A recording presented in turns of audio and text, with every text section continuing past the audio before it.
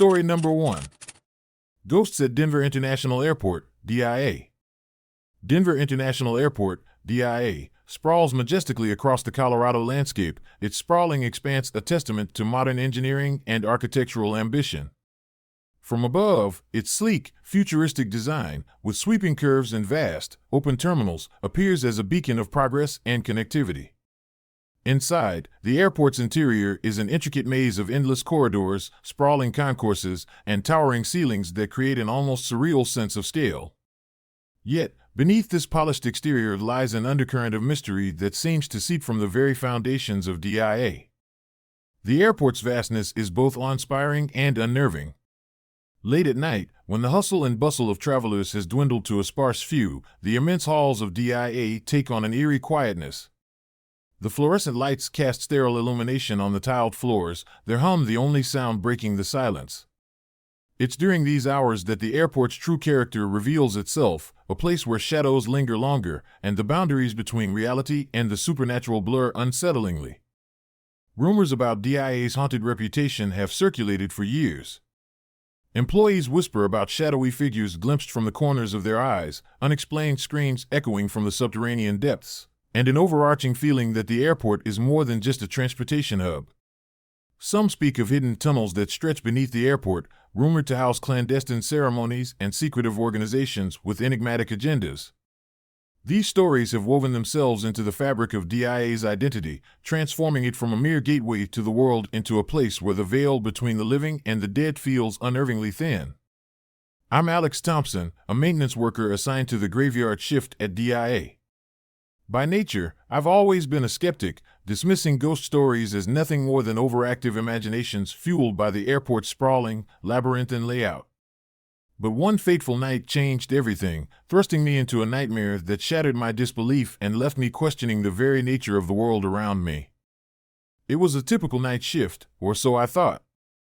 My supervisor, Mr. Jenkins, had just assigned me to inspect the electrical systems in the west wing of the airport, a sprawling area with endless corridors that seemed to stretch into infinity. The west wing was known for its modern design, featuring large glass windows that offered a panoramic view of the night sky and the distant city lights of Denver. Yet, despite its openness, the corridors often felt claustrophobic, their vastness paradoxically amplifying the sense of isolation. As I worked, tightening loose wires and checking circuit breakers, an inexplicable feeling of being watched settled over me. The fluorescent lights above hummed softly, casting a sterile glow on the tiled floors. I glanced around the empty hallway, expecting to see a colleague or perhaps a stray traveler, but there was no one.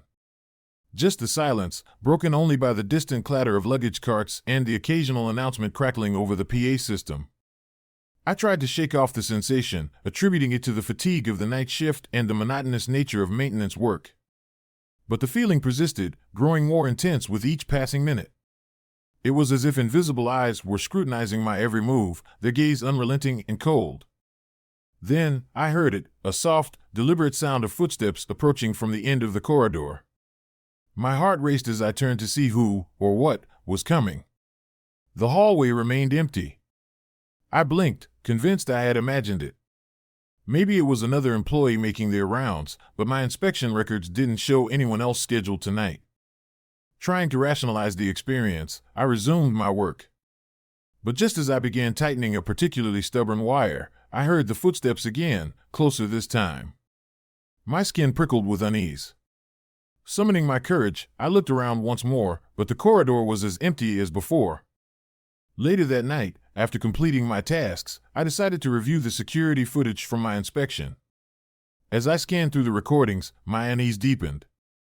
There, on the screen, was a fleeting shadow, a blurred figure moving swiftly down the hallway. The figure was indistinct, almost ghostly, and it vanished the instant the camera panned to follow, leaving nothing but static in its wake. I replayed the footage multiple times, but the image never became clear. There was no denying what I had seen. Something, or someone, was there with me. Despite my growing apprehension, I continued my duties, though every sound and shadow now felt amplified, heightened by the lingering fear of unseen presences. As midnight approached, my supervisor called me over to address an issue in the underground maintenance tunnels, a network of narrow passages rumored to house the airport's most guarded secrets. These tunnels were not part of the public infrastructure. Access was restricted to authorized personnel only, and even then, only for specific maintenance tasks. The underground area was a stark contrast to the bright, open spaces above. The air was thick with the scent of damp concrete and mold, and the oppressive darkness seemed to swallow the light from my flashlight. The passages were narrow, lined with pipes and wiring that snaked along the walls and ceilings, creating a claustrophobic environment that made each step a conscious effort. As I delved deeper into the tunnels, the temperature dropped noticeably, my breath visible in the beam of my light. The walls, cold and unyielding, seemed to close in on me, their silence broken only by the distant drip of water and the low hum of machinery. It was in this environment that the true horror began to unfold. I reached a junction where the tunnel split into two paths. According to the maintenance schedule, I was to check the electrical conduits on the left path, but a strange compulsion drew me to the right. Ignoring my better judgment, I veered toward the unfamiliar route, the sense of being watched intensifying with each step. Then came the sounds, agonized screams and sorrowful wails reverberating through the tunnels. The noise was jarring, a stark contrast to the mechanical sounds that typically filled the underground spaces. My heart pounded as I tried to trace the source, but the sound seemed to come from all around, disorienting me further. An invisible weight pressed down on my shoulders, making each step a struggle. Panic surged as I realized I might not find my way back. The screams grew louder, more desperate, filling my mind with a sense of impending doom. I stumbled, nearly collapsing under the unseen force, and knew I had to escape before whatever haunted these tunnels claimed me too. Pushing through the fear, I pressed on until I reached a fork in the tunnel. Here, the screams converged into a cacophony, guiding me toward their source. I turned a corner and froze. Before me stood a circle of shadowy figures, their forms wavering like smoke in the dim light. In the center of the gathering was a large, ominous object that resembled an altar, covered in strange symbols and remnants of what looked like ancient rituals. The figures turned toward me, their hollow eyes piercing my very soul. Their presence was overwhelming, a suffocating mix of sorrow and malice that seemed to emanate from the shadows themselves. I tried to back away, but my legs refused to move, rooted to the spot by an invisible force. One of the spirits, a towering black shadow, advanced toward me. Its form was amorphous, shifting and changing, but its intent was clear. I fell to the ground, my back hitting the cold concrete as the spirit loomed over me. In that moment of sheer terror, a voice echoed in my mind, clear and commanding, "You should not be here." The lights above flickered violently, casting erratic shadows that danced around me. The temperature plummeted, and I could see my breath forming in the air. When I looked up, everything had vanished. The tunnel was silent and empty, the oppressive weight lifted. My heart pounded as I scrambled to my feet, not daring to look back. I made my way back to the surface as quickly as possible, each step fueled by sheer panic and the desperate need to escape the nightmare that had consumed me. Once outside, gasping for breath and drenched in sweat, I recounted my experience to a longtime colleague, Maria Hernandez, who had worked at DIA for over 2 decades. Maria was a seasoned maintenance supervisor, known for a practical approach and deep knowledge of the airport's intricate systems. Her expression turned grave as she listened, confirming what I had feared. DIA was built on the grounds of an old cemetery, she revealed. When they were constructing the airport, they had to relocate the graves, but some believed not all were moved properly. The spirits of those disturbed remain here, unable to find peace. She continued, her voice dropping to a whisper, the construction unearthed several burial sites, and many believe that disturbed spirits linger here. The underground tunnels weren't just for utilities, they were rumored to host secret ceremonies, possibly by powerful organizations with their own dark agendas. There are even whispers about connections to the Freemasons and other secret societies that might have their own reasons for keeping these tunnels hidden. Maria shared stories of other employees who had reported similar encounters, unexplained noises, fleeting shadows, and an overall feeling of being watched. Some had even disappeared without a trace, their absences attributed to the vastness of the airport. The tunnels, it seemed, held more than just mechanical secrets, they were a gateway to something far more sinister. She leaned in closer, her eyes filled with concern. There are theories that DIA was designed with more than just transportation in mind. Some believe it was built with hidden agendas, possibly as a cover for underground operations or as a conduit for otherworldly forces. Whatever the truth is, it's clear that DIA is more than meets the eye. The night I survived was just the beginning of my torment. Sleep became elusive as nightmares plagued me relentlessly. In my dreams, I wandered the endless corridors of DIA, pursued by the same hollow-eyed spirits. I was trapped in a loop, reliving that terrifying night over and over, each iteration more vivid and horrifying than the last. The spirits seemed to reach out from my dreams, their whispers echoing in my mind even when I was awake. Even during the day, I couldn't shake the feeling of being watched. Shadows seemed to move just out of the corner of my eye, and whispers echoed through the empty halls. I became paranoid, jumping at every sound, unable to focus on my work. The once imposing airport now felt like a haunted maze, every corner hiding unseen horrors. The bright, bustling terminal spaces now appeared cold and menacing, their grandeur overshadowed by the darkness that lurked beneath. My relationship suffered as I withdrew, unable to share the true extent of my fear. Friends and family noticed my growing anxiety and the dark circles under my eyes, but they couldn't understand the source of my distress. Maria tried to help, suggesting I take time off or seek professional help, but the nightmares followed me everywhere. The boundary between reality and the supernatural blurred, leaving me questioning my sanity. I started keeping a journal, documenting each night's dreams and each unexplained occurrence at work. The entries became increasingly frantic, filled with sketches of shadowy figures and notes about strange symbols I began seeing in my dreams. It was as if the spirits were trying to communicate, their messages hidden within the chaos of my subconscious. A month later, I made the difficult decision to quit my job at DIA. The nightmares were unbearable, and I couldn't continue living in constant fear. Maria was supportive, understanding the toll it had taken on me. Sometimes, the only way to survive is to walk away, she told me, her voice tinged with sadness. But leaving didn't end the haunting. The spirits seemed determined to keep me bound to DIA, their whispers following me even outside the airport walls. I moved to a small town several hours away, hoping distance would offer some respite, but the memories lingered. Every time I closed my eyes, I was back in those dark tunnels, the spirits whispering their curses.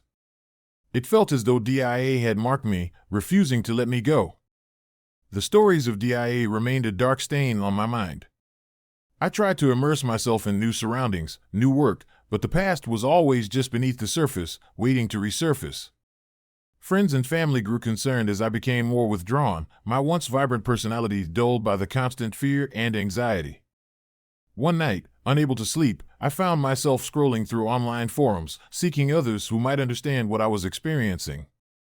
That's when I stumbled upon a thread about DIA's haunted reputation. Users shared their own stories of unexplained phenomena, some eerily similar to mine. It was a chilling reminder that I was not alone, that DIA's darkness reached far beyond my own experiences. The story doesn't end with me.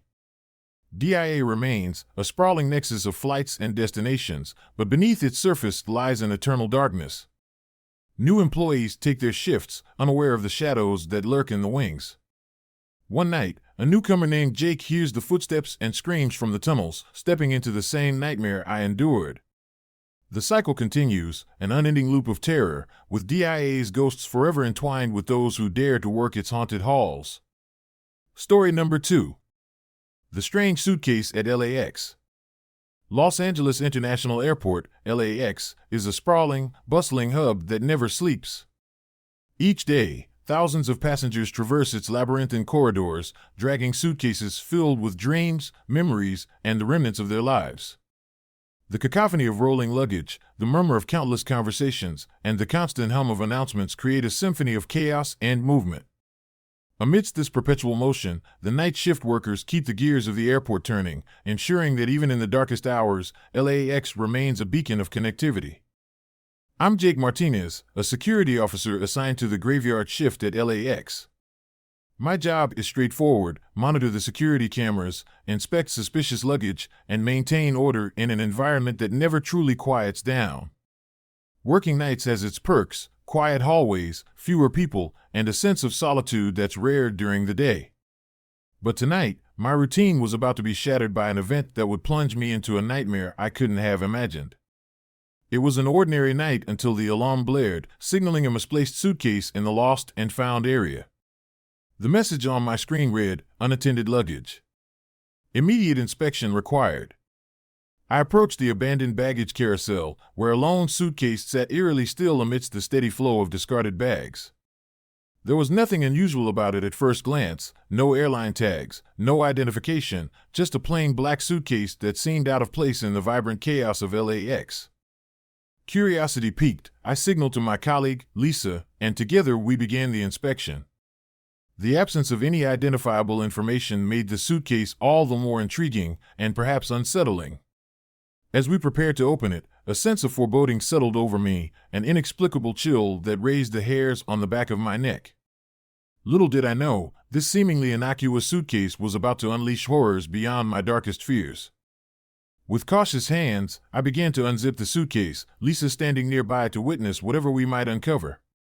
The zipper glided smoothly, revealing the interior.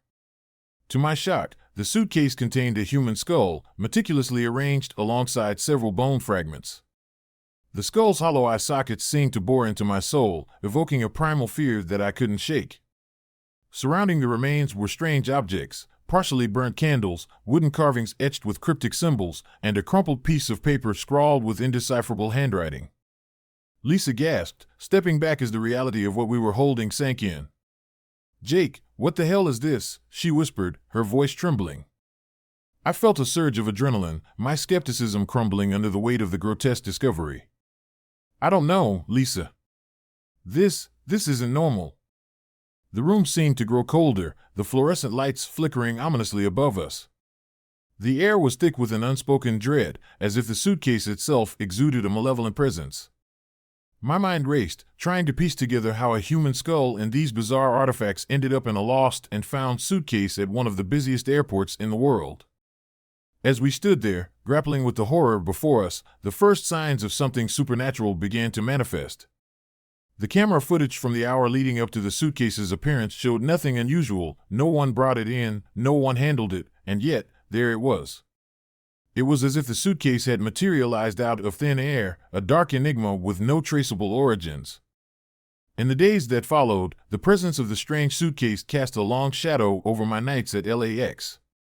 Despite the suitcase being removed and handed over to the authorities, an unsettling atmosphere lingered, as if the airport itself had been tainted by the horrors we had uncovered. Late one night, as I patrolled the deserted corridors of the lost and found area, I noticed something peculiar. The security cameras, which were usually a constant presence, were completely silent, their screens blank and unresponsive. It was an anomaly in a place where surveillance was paramount, and it sent a shiver down my spine. How could a suitcase appear without any recorded footage? The feeling of being watched became almost unbearable. Every creak of the floorboards, every distant announcement over the PA system, seemed amplified, infused with an eerie tension. Whispers echoed through the empty halls, faint and indistinct, like voices carried on a cold breeze. The temperature around me dropped suddenly, my breath visible in the frigid air.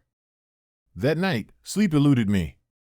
My dreams were invaded by visions of the suitcase, its black exterior transforming into a grotesque visage, the skull's empty eyes staring back at me with an insatiable hunger. I found myself wandering through endless corridors of LAX, each one more distorted and nightmarish than the last, the whispers growing louder, more insistent.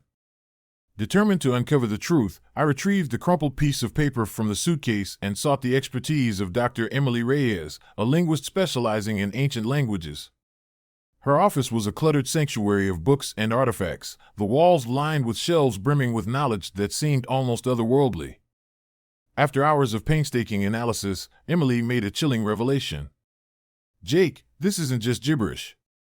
It's written in an archaic language, likely associated with occult rituals.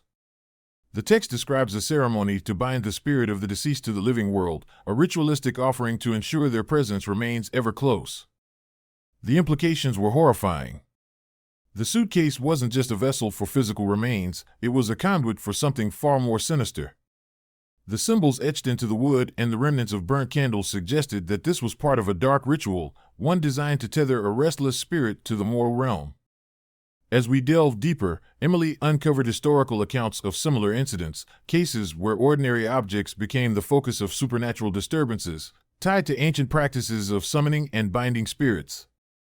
It became clear that the suitcase was not an isolated incident, but part of a larger, more terrifying pattern. Maria, an elderly colleague with decades of experience at LAX, shared her own story. Years ago, something similar happened. A suitcase with strange contents appeared out of nowhere, and the officer who opened it started experiencing all sorts of creepy stuff, whispers, shadows moving on their own, and eventually, he just vanished without a trace. Her tale sent a chill through me. Was I destined to follow the same path? The connection between the suitcase and the malevolent forces at play was undeniable, and the danger was far from over. The nights grew more restless, the supernatural occurrences intensifying with each passing hour. One particularly dark shift, the air thick with tension, I heard the distinct sound of footsteps echoing through the empty corridors. My heart pounded as I recognized the sound. Someone, or something, was dragging a suitcase down the hallway towards me. I grabbed my flashlight and hurried towards the source of the noise, Lisa following close behind. As we turned a corner, we saw a shadowy figure, a gaunt man in a black coat, pulling a suitcase eerily similar to the one we had found. His movements were jerky, unnatural, as if he were being controlled by an unseen force. "Hey!" I called out, my voice wavering between authority and fear. The man stopped abruptly, turning to face us. His eyes were hollow, empty voids that seemed to swallow all light and hope. "What are you doing?" Before either of us could react, the man lunged forward, the suitcase crashing to the ground. The impact released a surge of dark energy that sent us sprawling. As I struggled to my feet, I felt an invisible force pulling me towards the suitcase. The air grew icy, and the whispers escalated into deafening screams. In that moment, the spirit bound to the suitcase made itself known. A spectral woman materialized, her face twisted in anguish and rage. Her eyes locked onto mine, and I could feel her hatred searing into my very soul. "You opened the door," she hissed, her voice a chorus of tormented souls. "Now you will never leave." The room seemed to warp around me, the walls closing in as the spectral presence intensified.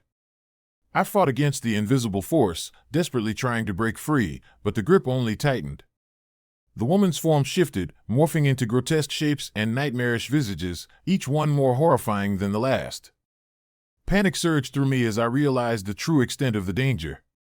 This was no ordinary haunting, it was a vengeful spirit, bound by dark rituals, determined to claim more lives to sustain her existence. I knew I had to find a way to end this cycle before I became another victim of the cursed suitcase. The following morning, the sun cast its first light over LAX, dispelling the shadows of the night.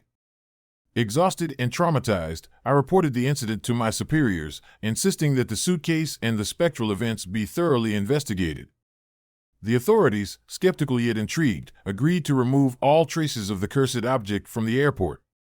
But as dawn broke, the suitcase had vanished without a trace. No logs indicated its removal, and the security cameras still showed no footage of its presence. It was as if the suitcase had been swallowed by the very fabric of the airport, leaving no evidence of the terror it had wrought. Despite leaving my position shortly after, the nightmares persisted.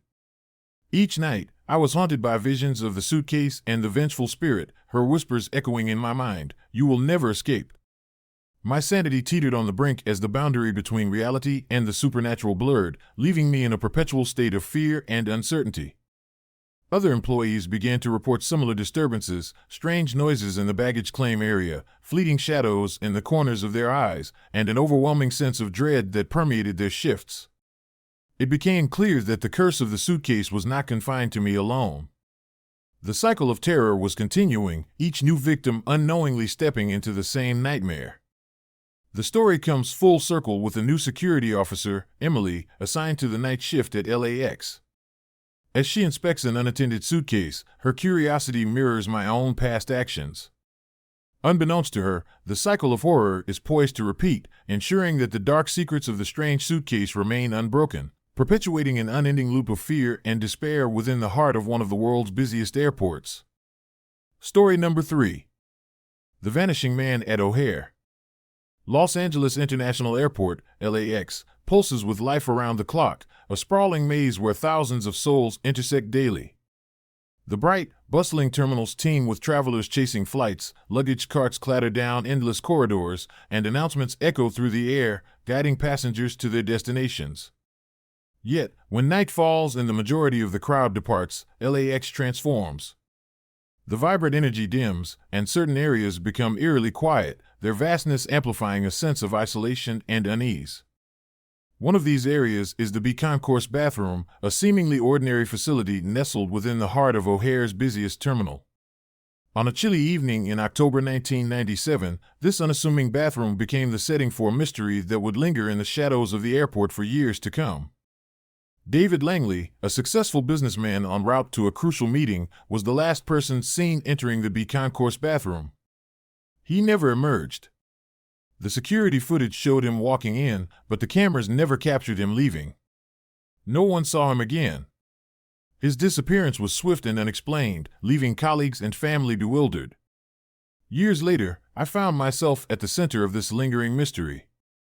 My name is Rachel Thompson, and I recently joined LAX as a security manager. Fresh from a career in corporate security, I was eager to take on the challenges of one of the busiest airports in the world. Little did I know, my new role would thrust me into a nightmare that blurred the lines between reality and the supernatural. As part of my onboarding process, I was assigned to review past incidents to better understand the complexities of airport security. Among the numerous cases, David Langley's disappearance stood out, not for its frequency, but for its eerie nature. The official report detailed how David, a mid-level executive at a prominent firm, had arrived at LAX late one evening. He was seen boarding a flight bound for New York, aiming to attend a critical business meeting the next morning. At approximately 10:45 p.m., David was last seen entering the B Concourse bathroom. Security cameras captured his image as he walked through the glass door, but there was no subsequent footage of him exiting. I delved into the case files, sifting through testimonies and evidence. Witnesses had reported hearing faint footsteps and a soft, desperate plea for help emanating from the bathroom around the time of David's disappearance. However, when they checked, the bathroom was empty. No one saw David leave, and no traces of his presence were found beyond the initial footage. Adding to the mystery, the security recordings from that night were peculiarly glitchy. The footage abruptly cut out as David approached the bathroom door, replaced by static that rendered the final moments of his entrance indistinguishable. It was as if the technology itself had refused to document his fate. Determined to uncover the truth behind David Langley's disappearance, I began my own investigation. My first step was to re-examine the old security footage, despite its poor quality. I reached out to the retired technician who had managed the surveillance systems back in 1997, hoping for any additional insights. Mark Davis, a grizzled man with a lifetime of airport stories etched into his face, welcomed me into his cluttered office. He had been LAX head of surveillance before retiring, and his memories of the incident were vivid. "I remember that night like it was yesterday," Mark began, his voice tinged with unease. "There was something off about that bathroom. The air felt heavy, almost suffocating. When David walked in, the cameras acted strange right from the start." He showed me the old footage on a dusty monitor. As expected, David's image blurred as he neared the door, the static intensifying until it completely obscured him. "I've seen some weird stuff in my time, but that was something else," Mark admitted. "It's like the place itself wanted to hide him." Intrigued by the supernatural undertones, I decided to visit the B Concourse bathroom myself. The facility had undergone renovations since 1997, but the core layout remained the same. The bathroom was a sterile environment, its tiled walls and bright lighting offering no hint of the darkness that once enveloped it. During a late-night patrol, I entered the bathroom alone, hoping to sense anything unusual. The silence was oppressive, broken only by the distant hum of airport operations. As I moved through the stalls, a chill ran down my spine. It was then that I heard it, a faint whisper, almost inaudible, echoing off the tiled walls. "Help me. Please."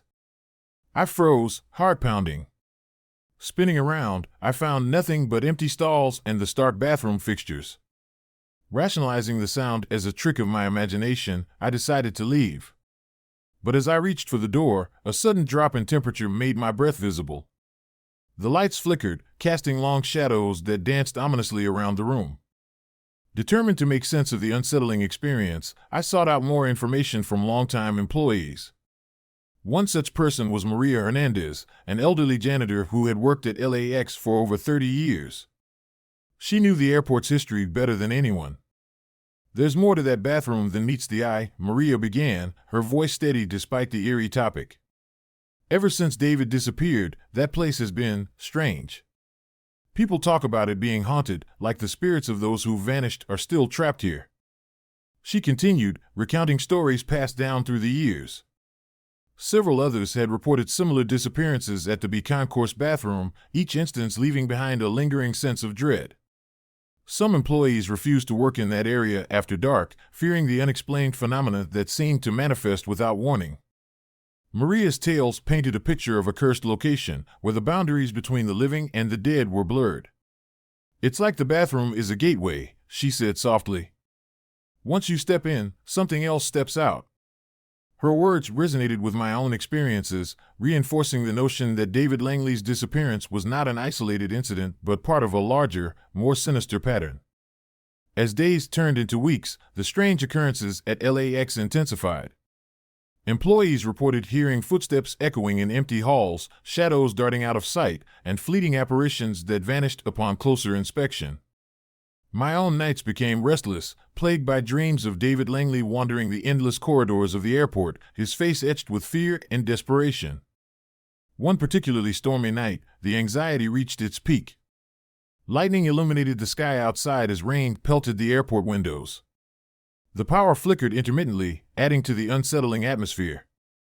I received an urgent call from the control room. Another disappearance had been reported at the concourse bathroom.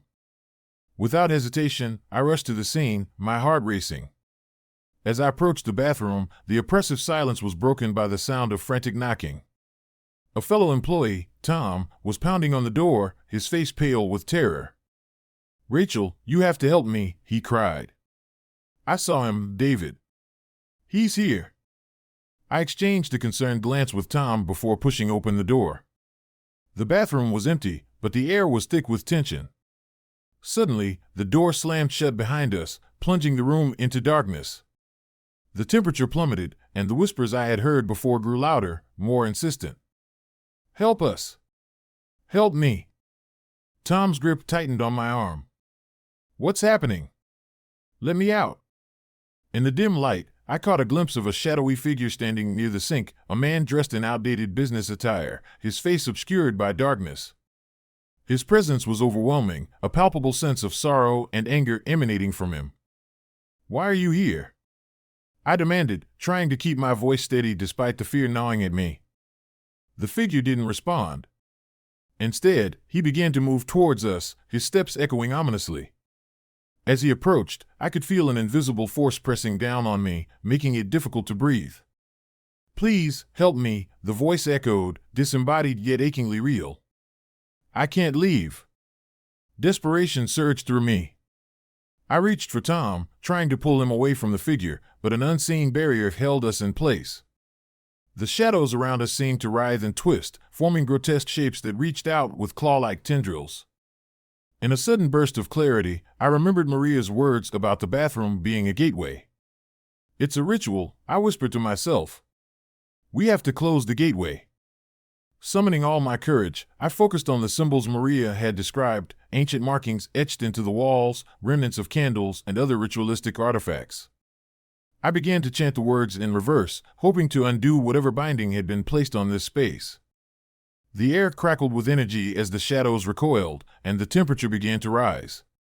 The spectral figure let out a mournful wail, his form flickering like a dying flame. With each word, the connection between our world and the spirit realm weakened, until finally, with a blinding flash of light, everything went still. The door creaked open, and the oppressive weight lifted. Tom and I stumbled out of the bathroom, gasping for breath. The storm outside had subsided, and a sense of calm settled over the area. The aftermath of that night left an indelible mark on me. I reported the incident to higher authorities, but the official explanation remained elusive. No physical evidence corroborated our experience, and the security footage showed nothing out of the ordinary, no shadows, no apparitions, just the empty bathroom. Despite resigning from my position at LAX shortly after, hoping to escape the haunting memories, the nightmares persisted. Each night, I relived that stormy evening, the spectral voices and shadowy figures taunting me from the depths of my subconscious. The whispers echoed in my mind, "You will never escape." Even after moving away, the sense of being watched never fully left me. Friends and family noticed my growing anxiety and the dark circles under my eyes, but they couldn't understand the source of my distress. Maria tried to reach out, offering words of comfort and a reminder of the night we closed the gateway, but the fear lingered. One evening, while sifting through old notes and records in an attempt to find closure, I discovered a series of unsent emails from David Langley. They detailed his mounting anxiety about his upcoming meeting and his feelings of being watched since arriving at LAX. The final email was incomplete, cut off abruptly, leaving his fate a lingering question. The realization that David's spirit might still be trapped somewhere within the airport's vast expanse haunted me. I wondered how many others had been lost to the same darkness, their stories forgotten amidst the ceaseless flow of travelers. Months passed, and I tried to rebuild my life away from the shadows of LAX. However, the story of David Langley and the haunted B concourse bathroom remained a grim reminder of the unknown forces that lurk in our everyday environments. One evening, while passing through a nearby airport for a different purpose, I noticed a familiar sight, a black suitcase left unattended near the baggage claim area. My heart raced as memories of David and the haunted bathroom resurfaced. I approached cautiously, feeling a chill despite the warm weather outside. As I reached for the suitcase, a voice echoed in my mind, clear and haunting, "You will never escape." I recoiled, the spectral warning sending shivers down my spine. The suitcase seemed to pulse with a dark energy, and for a moment, I thought I saw the shadowy figure of David watching me from the corner of my eye. The cycle of fear and mystery that began at LAX was far from over. The haunted baggage claim area hinted at deeper, unresolved secrets, suggesting that the darkness within the airport's walls was still very much alive. As I stood there, contemplating whether to leave the suitcase untouched or delve deeper into its enigma, I realized that some mysteries are better left unsolved. The story ends with me standing on the precipice of another haunting journey, the legacy of David Langley's disappearance continuing to cast its long shadow over my life. The question remains, will I break the cycle or become another lost soul trapped within the labyrinthine corridors of O'Hare? Story number 4. Mothman at JFK Airport. Los Angeles International Airport, LAX, is a sprawling nexus of movement and chaos, where the dreams and destinies of thousands of passengers converge daily.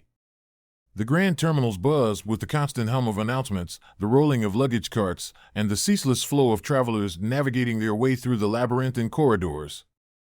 Amidst this perpetual motion, night shifts operate quietly, ensuring that even as the city sleeps, the airport remains a beacon of connectivity. But at night, when the majority of passengers have departed and the airport's vast expanse settles into an uneasy silence, certain areas take on an entirely different character. The darkened terminals and deserted runways become stages for shadows that seem to move with a life of their own, whispering secrets that the daylight conceals. I'm Claire Anderson, a newly appointed air traffic control manager at John F. Kennedy International Airport, JFK, in New York City. Fresh from a background in corporate security, I was eager to embrace the challenges and responsibilities of overseeing the intricate dance of flights that crisscrossed the sky above. Little did I know, my first night on the job would thrust me into a nightmare that blurred the lines between reality and the supernatural. It was during my initial weeks that whispers about a mysterious creature began to circulate among the night shift employees. They spoke of a shadowy figure with enormous wings and piercing red eyes, a creature they called Mothman. At first, I dismissed these stories as mere urban legends, the product of sleepless nights and the eerie silence that accompanied the graveyard shift. However, as the accounts grew more detailed and numerous, my skepticism began to waver. One chilly October evening, as the wind howled outside and the airport lay shrouded in darkness, I received a call that would change everything. A security guard had reported a strange sighting near the aircraft parking area. Determined to uncover the truth behind the rumors, I prepared myself for a night that would test my courage and sanity. The legend of Mothman at JFK had been brewing for months, fueled by a series of unexplained incidents and eerie sightings. According to the stories, Mothman was a large, winged creature with dark, leathery wings and glowing red eyes that seemed to pierce through the night. Witnesses described him as both terrifying and enigmatic, a harbinger of impending disaster.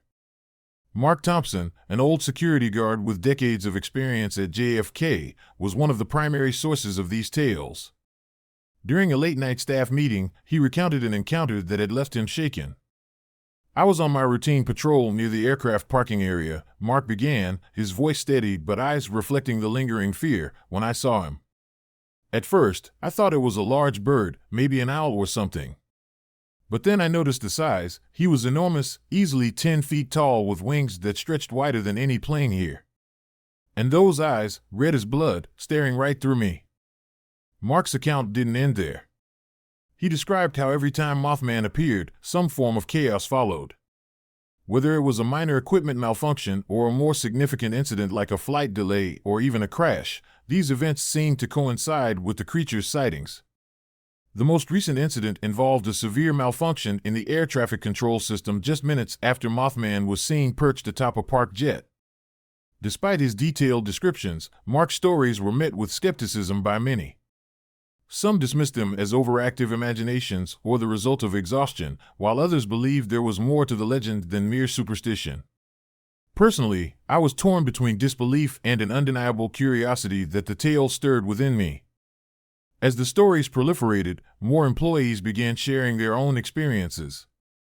Some spoke of fleeting glimpses of a dark figure darting across the runway, while others reported hearing ominous sounds, thunderous flaps of wings or low, mournful cries echoing through the deserted terminals. These accounts added layers to the Mothman myth, painting him as a spectral sentinel watching over the airport, a guardian or perhaps a harbinger with a sinister purpose. One evening, as I sat alone in the control tower, reviewing flight schedules and monitoring the radar, a colleague named Sarah approached me with a concerned expression. "Claire, have you heard about the latest sighting?" she asked, her voice barely above a whisper. I nodded, prompting her to continue. "They say it was near the north ramp," Sarah explained. "A couple of guards saw him flying low, right over the tarmac. After that, the radar went haywire, and we had several flights delayed because the system couldn't process the signals correctly." Her words reinforced the unsettling connection between Mothman's appearances and the ensuing disturbances. Despite my reservations, the pattern was hard to ignore. Determined to get to the bottom of the mystery, I resolved to investigate further, driven by a mix of professional responsibility and a personal need to understand the truth behind the legend. The night I first encountered the signs of something amiss began like any other. The airport was quiet, with only the occasional hum of engines and the distant chatter of night shift workers breaking the silence. I settled into the control tower, reviewing flight logs and ensuring that all systems were functioning smoothly. At around 1 a.m., I noticed an unusual pattern on the radar. Multiple flights were showing erratic movements, their paths zigzagging unpredictably before suddenly vanishing from the display. I attempted to recalibrate the system, but the anomalies persisted, disrupting the flow of incoming and outgoing flights. Frustrated, I reached out to the technical support team, but they reported no issues with the software or hardware. It was as if the system was being tampered with from an external source, yet no trace of interference could be detected. The unsettling possibility that something beyond human control was affecting the airport systems began to take root in my mind. As I mulled over the strange radar behavior, a low, rhythmic thudding sound echoed through the tower. It was faint at first, barely perceptible over the ambient noise, but it grew louder and more distinct with each passing moment. The sound resembled the powerful flap of wings, thick, heavy beats that resonated through the metal structure of the tower. I strained to listen, my heart rate quickening. The sound seemed to be coming from outside, from the direction of the aircraft parking area. Ignoring the nagging voice of caution, I grabbed my flashlight and headed towards the observation window to investigate. Peering out into the darkness, the beam of my flashlight swept across the vast expanse of the parking ramps. The runway was empty, the lights dimmed, and the silhouettes of parked planes loomed like silent sentinels under the moonlight. For a moment, I saw nothing out of the ordinary, and the rhythmic thudding ceased as mysteriously as it had started. Shaken but determined, I returned to the control tower, wondering if exhaustion was playing tricks on my mind. As I resumed my duties, the flickering of the overhead lights cast long, dancing shadows across the room, heightening the sense of unease that had taken root. Later that night, while reviewing security footage from the parking area, I noticed something that made my blood run cold. A dark, winged silhouette moved swiftly across the screen, its red eyes glaring directly at the camera before it vanished into the night. The figure bore an uncanny resemblance to the descriptions of Mothman, its wings spanning wide and its presence emanating an eerie, otherworldly energy. I paused the footage, my mind racing. How could such a creature appear so seamlessly within the security cameras? It was as if it had materialized from the shadows themselves, a phantom presence that defied explanation. The image was fleeting, yet its impact was indelible, leaving me with an overwhelming sense of dread. Determined to get answers, I decided to consult with Mark, hoping that his first-hand experiences could shed light on the bizarre occurrences. Little did I know, my quest for the truth was about to lead me deeper into a darkness that few at JFK had ever glimpsed. Driven by a mix of fear and curiosity, I arranged a meeting with Mark the following morning. He was an older man, his face lined with years of dedication and the weight of untold stories. As I approached his workstation, I noticed the furrowed lines on his forehead and the weary eyes that seemed to hold secrets. "Mark, I need to talk to you about the Mothman sightings," I began, my voice steady despite the anxiety swirling within me. He looked up, his expression guarded. "You heard about them?" "Yes," I replied. "I saw the footage last night. The creature, it was real. Do you think there's something more to these sightings?" Mark sighed, leaning back in his chair. "I've seen a lot during my time here, but nothing quite like this. That creature, it's not just a freak of nature or a mutated bird. There's something else at play." I pressed him for more information, eager to understand the connection between Mothman's appearances and the disturbances at the airport. Mark hesitated before continuing. "There's an old legend that speaks of a guardian spirit, something ancient and powerful, bound to protect the skies and those who traverse them. Some believe that when this guardian is angered or sensing a threat, it manifests as the Mothman, intervening in human affairs to maintain a balance that we can't even comprehend." His words only deepened the mystery, blending folklore with the tangible horrors unfolding around us. "Do you think the sightings are warnings?" I asked, my mind racing with the implications. "Possibly," Mark replied thoughtfully. "Or it could be seeking something, someone. There have been reports of missing persons around the time of its appearances. Maybe it's not just a protector, but a collector." As our conversation unfolded, the gravity of the situation became increasingly apparent. Mothman was more than just a ghostly apparition, it was a force with intent and purpose, intertwined with the very fabric of JFK's operations. The idea that it could be connected to disappearances or even larger, more sinister events sent a chill down my spine. Determined to get to the bottom of the mystery, I decided to conduct my own investigation. Armed with the knowledge from Mark and driven by a need to protect the countless lives passing through JFK, I prepared to confront the unknown. That night, as the airport settled into its nocturnal rhythm, I made my way to the aircraft parking area once more. The wind howled outside, and the remnants of daylight faded into the inky blackness of night. The only sounds were the distant hum of engines and the occasional creak of metal structures swaying in the wind. I positioned myself near one of the larger parked planes, hoping to capture any unusual activity on camera.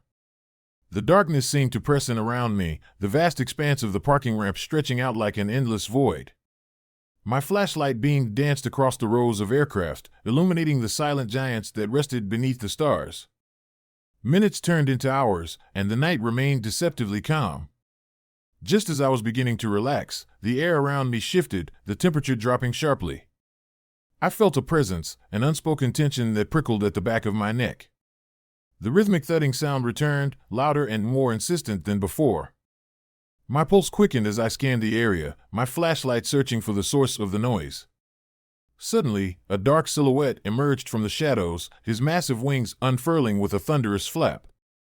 The creature stood atop a parked jet, its red eyes glowing ominously in the darkness. I froze, unable to tear my eyes away from the imposing figure. The Mothman stared directly at me, its presence overwhelming and suffocating. I felt a sense of dread wash over me, as if the very air around me was thick with malice and ancient power.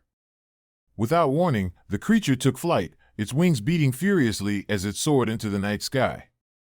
The sight was both mesmerizing and terrifying, a symbol of something beyond human understanding. As it disappeared into the darkness, the oppressive atmosphere lifted, leaving me breathless and shaken. I knew then that the legends were true. Mothman was real, and its presence at JFK was a harbinger of events yet to unfold.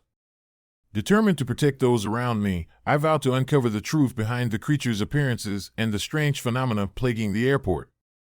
In the days that followed my encounter with Mothman, the disturbances at JFK intensified.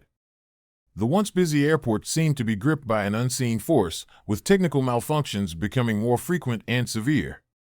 Flights were delayed or canceled without explanation, communication systems faltered, and a pervasive sense of unease settled over the night shift employees.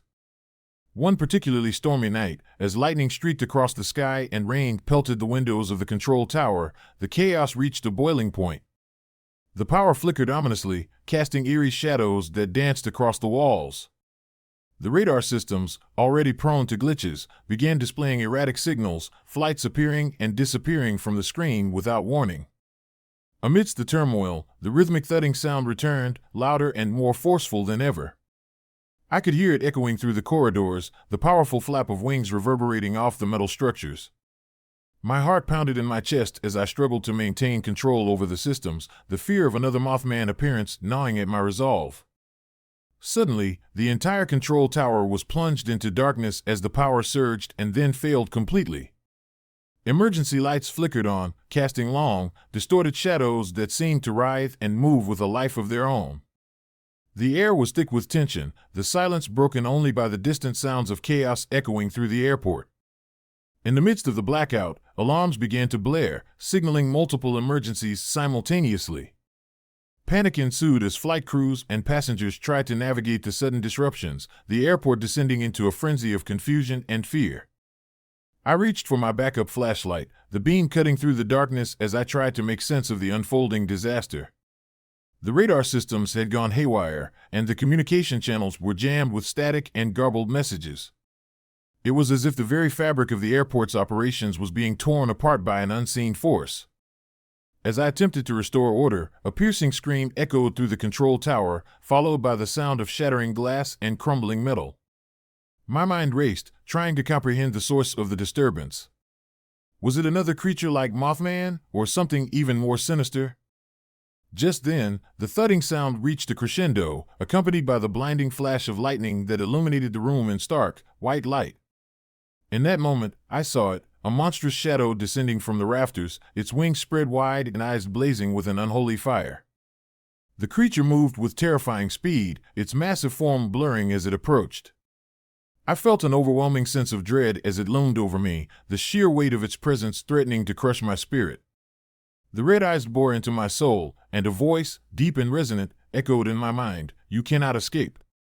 In a desperate attempt to defend myself, I grabbed the emergency shutdown panel, hoping to disrupt the creature's influence over the airport systems. But as my fingers brushed the buttons, the creature lunged forward, its claws slashing through the air with lethal intent. I was thrown back, the impact sending me sprawling to the ground as the control tower around me began to collapse. The world spun in a whirlwind of chaos and darkness, the sounds of destruction and the creature's enraged roars filling my ears. I struggled to stay conscious, the last thing I saw being the fiery eyes of Mothman before everything went black. Recovering from the traumatic incident was a slow and arduous process. I was hospitalized with multiple injuries, both physical and psychological, but the nightmare was far from over. As I lay in my hospital bed, grappling with the horrors I had witnessed, the legends of Mothman took on a deeper, more personal meaning. Mark visited me regularly, sharing additional insights and theories that had surfaced since our initial conversations.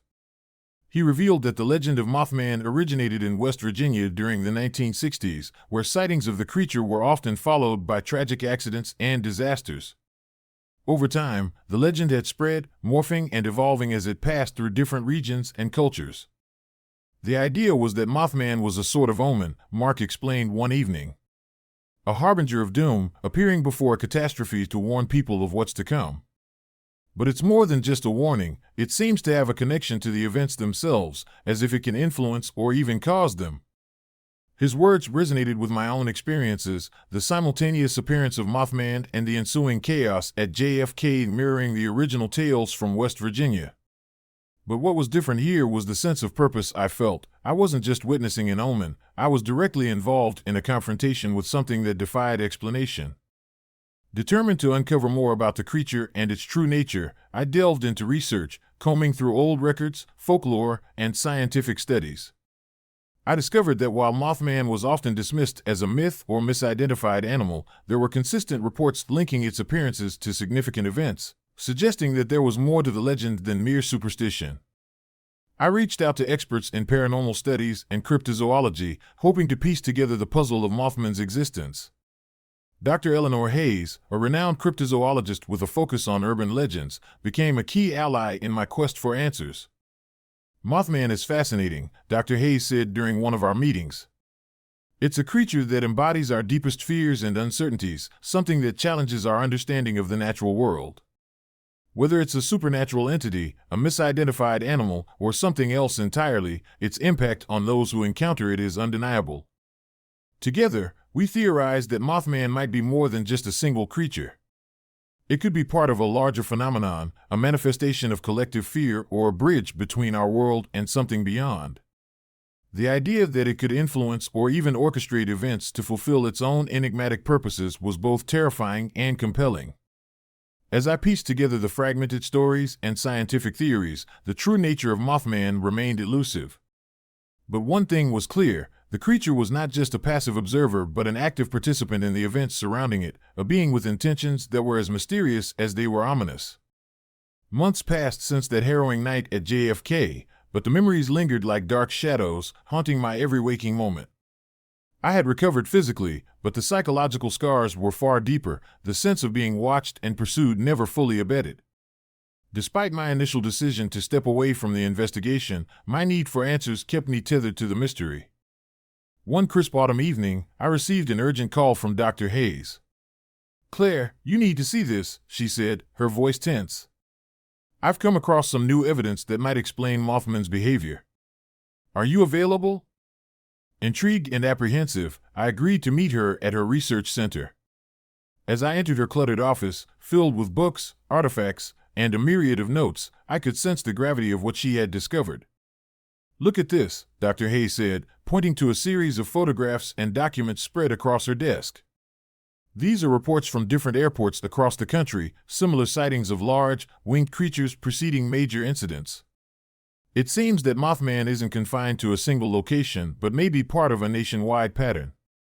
She handed me a report detailing a recent incident at Chicago's O'Hare International Airport, where a similar creature had been sighted before a series of unexplained malfunctions and minor accidents. It seems to follow a pattern of appearing before disruptions in the airport's operations, almost as if it's connected to the technology and infrastructure itself. As I studied the report, a sense of déjà vu washed over me. The details mirrored what had happened at JFK, reinforcing the idea that Mothman was more than just a myth. It was a force that transcended geography, weaving its way through the fabric of modern aviation. "We need to track these incidents," I said, determination hardening my resolve.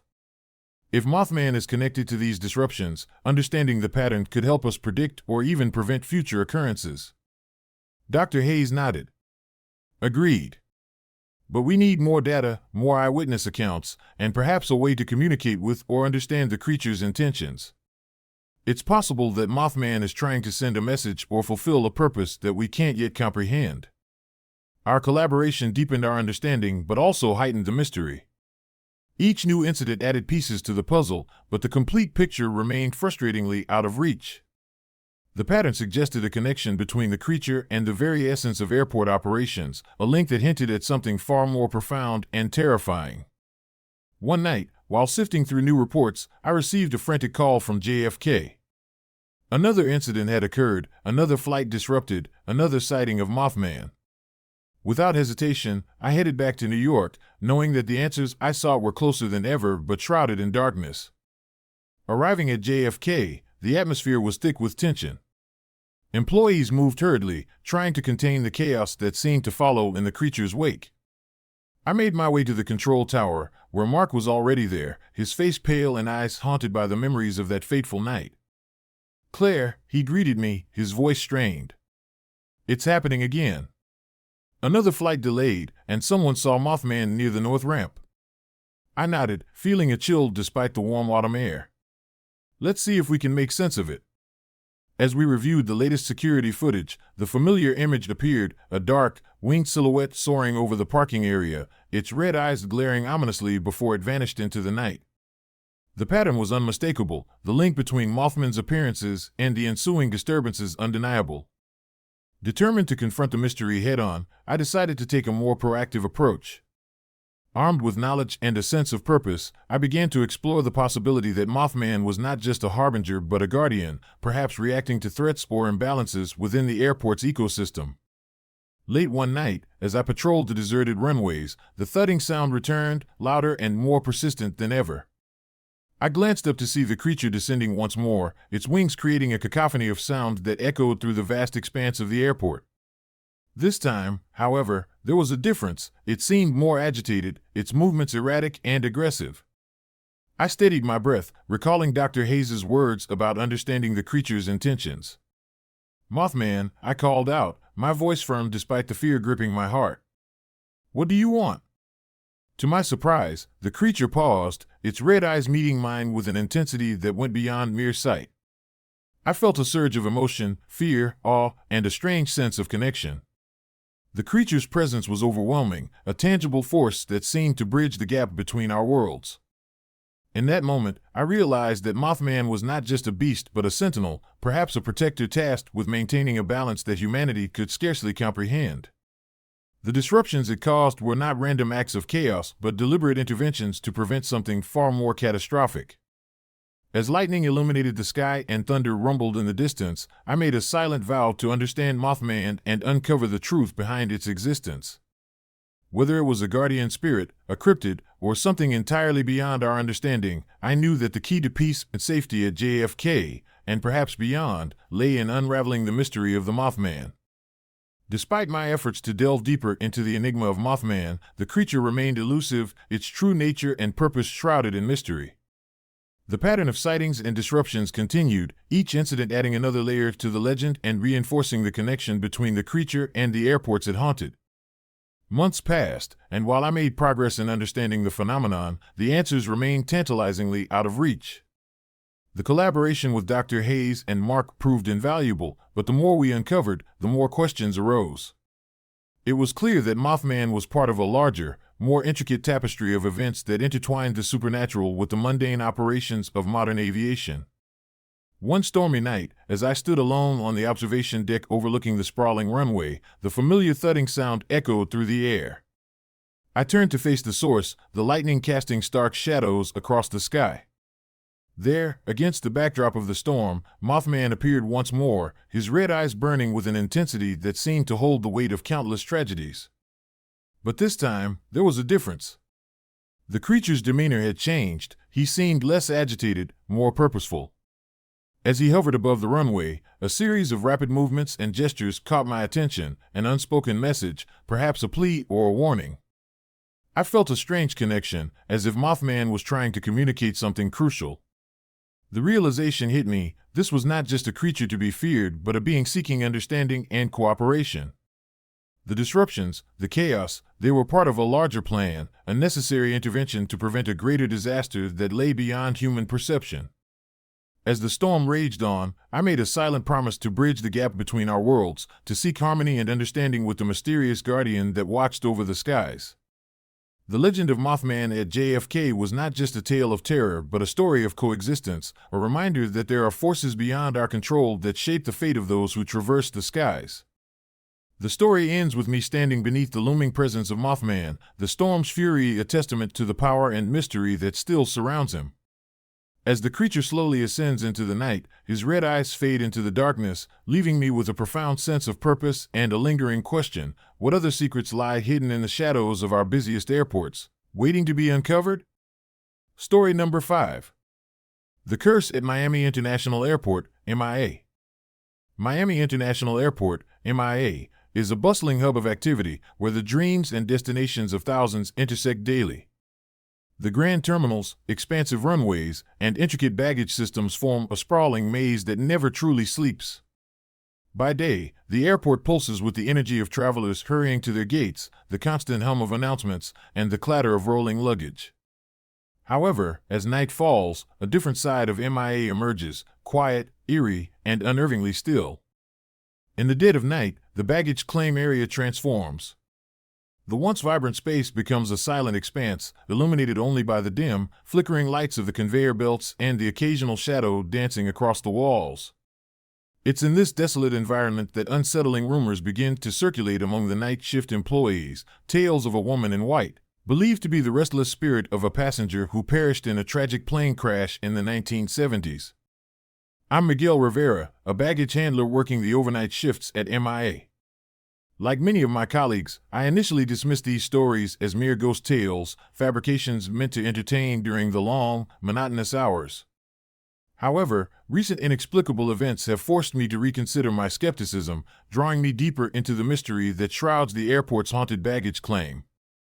The legend of the woman in white had been a persistent whisper among the night shift crew. It began with Tom, a seasoned security guard with decades of experience at MIA. One particularly quiet night, he recounted an encounter that left him shaken. "I was doing my rounds around the baggage claim area," Tom began, his voice low and serious. "Everything was normal until I saw her, this woman in white, standing right there on the conveyor belt. She was staring at me with these empty, sorrowful eyes. I tried to approach her, but as soon as I got close, she vanished into thin air. Left me feeling cold as ice." Tom wasn't the only one with such experiences. Maria, another longtime employee, shared similar stories. "I've seen her sitting on the luggage carousel, just staring. When I try to talk to her, she disappears before I can say a word. It's like she's searching for something or someone." These accounts created an air of unease among the staff. Some began avoiding the baggage claim after hours, unable to shake the feeling that they were being watched. The tales grew more detailed and numerous, painting a picture of a ghostly presence tethered to the very heart of the airport. Initially dismissive, I began to notice strange occurrences that echoed the stories shared by my colleagues. It started with the seemingly innocent, the unexplained movement of luggage on the conveyor belts. I would come upon a suitcase that had shifted slightly from its position, despite no one being nearby to handle it. At first, I chalked it up to mechanical glitches or the subtle movements of other bags, but the frequency and pattern began to unsettle me. One night, while organizing a stack of damaged luggage, I heard a soft, eerie laughter echoing through the silent halls of the baggage claim. The sound was faint, almost imperceptible, but it sent a chill down my spine. I spun around, flashlight in hand, scanning the area. The conveyor belts were empty, the only movement coming from the faint glow of the emergency lights. As days turned into weeks, the strange phenomena intensified. Valiant attempts to ignore the incidents were futile. One particularly cold night, I found myself alone in the baggage claim, the only sound the hum of the conveyor belts. I heard footsteps approaching, a soft, deliberate thudding that mirrored the rhythm of the conveyor's motion. My heart raced as I turned to see a woman in white standing at the end of the line. Her presence was hauntingly still, her gaze fixed on me with an intensity that felt almost piercing. Before I could react, she disappeared, leaving behind an oppressive silence and a lingering sense of dread. My skepticism was waning, replaced by a gnawing fear that something unnatural was at play within the walls of MIA. Determined to uncover the truth, I delved into the history of MIA, seeking answers to the haunting tales. My research led me to a tragic event that occurred in the late 1970s, a plane crash that claimed the lives of all passengers on board. Among the victims was a woman named Eleanor Hartley, a bride returning home from her wedding in Miami. The crash site was close to what is now the baggage claim area, and witnesses reported seeing her spirit wandering the airport, searching desperately for her lost luggage. Eleanor's story was one of love and loss, her spirit unable to find peace after the horrific accident. Her presence became a symbol of unresolved grief, a lingering sorrow that manifested as the woman in white. Further investigation revealed that Eleanor was returning from her honeymoon when her flight encountered severe turbulence and mechanical failure, leading to the crash. Her luggage, including her cherished wedding dress and personal items, was never recovered, fueling the belief that her spirit remained tied to the place where her life ended. One night, as I performed my duties, the strange occurrences reached a peak. The air was thick with an unexplainable tension, the lights flickering intermittently as if reacting to an unseen force. The conveyor belts hummed with an unusual vigor, and the shadows seemed to move with a life of their own. I was checking a particularly old suitcase, one that had been abandoned for weeks, when I felt a sudden chill envelop me. The temperature dropped sharply, my breath visible in the cold air. I glanced around, feeling a presence that was both familiar and terrifying. There she was, Eleanor Hartley, the woman in white. She stood beside the conveyor belt, her eyes hollow and filled with an eternal sorrow. I felt an overwhelming urge to reach out to her, to offer comfort, but a force of pure fear held me back. Her gaze met mine, and in that moment, I felt her pain, her loss, and her desperate need to find what she had lost. As I stood frozen, she began to move, her form becoming more ethereal with each step. She reached out towards me, her hand passing through my shoulder with a chilling cold that seeped into my very bones. I wanted to speak, to understand her plight, but my voice failed me, leaving me to witness the heart-wrenching display of her lingering spirit. The encounter with Eleanor left me shaken but determined to help her find peace. I believed that if I could recover her lost luggage, I might be able to appease her restless spirit. However, the more I delved into the investigation, the more I realized that helping her might be easier said than done. One stormy night, as lightning illuminated the sky and rain battered the airport windows, I received a frantic call from Tom. "Miguel, something's wrong. The conveyor belts are malfunctioning, and I can hear her crying out for help." I rushed to the scene, finding the baggage claim area in disarray. The conveyor belts were running erratically, tossing luggage in all directions, and the emergency lights flickered violently. Amidst the chaos, I saw Eleanor again, her form flickering like a candle in the wind, her cries echoing through the hall. Determined to act, I approached her cautiously, holding out a piece of the old suitcase that I had found earlier. "Eleanor, I know you're trying to find something. Let me help you." She paused, her sorrowful gaze softening for a brief moment. Find my dress." Before I could respond, the ground beneath us began to tremble, the walls of the baggage claim warping and twisting as if reacting to our interaction. The air grew thick with a malevolent energy, the temperature plummeting further as the curse of the lost luggage manifested itself. Eleanor's form began to dissipate, her final plea hanging in the air. "Please, help me." In a desperate attempt to free her, I reached for the remaining items in the suitcase, Eleanor's wedding dress, her personal belongings. As I pulled them out, the room filled with a blinding light, and the oppressive atmosphere lifted, leaving behind an eerie stillness. But the victory was short-lived. The curse had been unleashed, and the lingering presence of Eleanor's sorrow began to infect the entire baggage system. Luggage continued to disappear, replaced by inexplicable damage and strange markings that resembled symbols of loss and despair.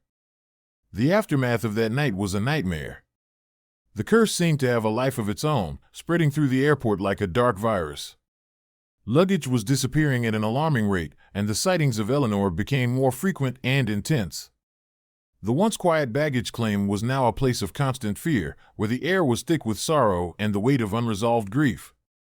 I found myself haunted by Eleanor's presence, her spirit never fully at peace. Despite my best efforts to help her, the curse continued to wreak havoc on the airport's operations.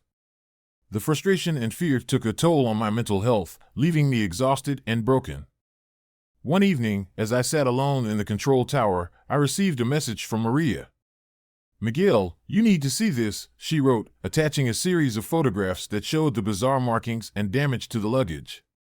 "I think we're dealing with something beyond our understanding." Determined to put an end to the curse, I decided to confront the source of the suffering. Armed with the knowledge of Eleanor's tragic past, I returned to the baggage claim area, ready to face the curse head-on. As I entered the desolate space, the air grew cold, and the familiar scent of sorrow filled my lungs. The conveyor belts hummed with an unnatural energy, and the shadows seemed to writhe and twist around me. I felt Eleanor's presence, her spirit guiding me towards her lost belongings. I found her wedding dress, hidden beneath a pile of discarded luggage, and carefully placed it on the conveyor belt. As I did so, the room began to glow with a soft, ethereal light. Eleanor's spirit appeared once more, her eyes filled with gratitude and peace. "Thank you," she whispered, her voice a gentle breeze. "I can finally rest." With those final words, her spirit faded, and the oppressive atmosphere lifted from the baggage claim. The curse was broken, and the airport began to return to its normal state. The disappearing luggage stopped, and the eerie sighting ceased, leaving behind only the lingering memory of Eleanor's presence. Though the curse had been lifted, the events at MIA left an indelible mark on me. I decided to leave my position at the airport, unable to shake the memories of the sorrowful spirit and the horrors we had faced. Despite leaving, the experience haunted my dreams, the image of Eleanor's empty eyes and her final plea echoing in my mind. A few months later, I received a letter from Maria, now retired and having left MIA herself. "Miguel," it began, "the curse may be lifted, but the stories continue. New employees have reported strange occurrences in other parts of the airport, similar to what we experienced. It seems that the darkness we encountered was just one facet of a much larger mystery." The letter ended with a chilling thought: the baggage claim may be at peace, but the shadows of MIA hold many secrets. Some curses never truly end, they simply find new victims.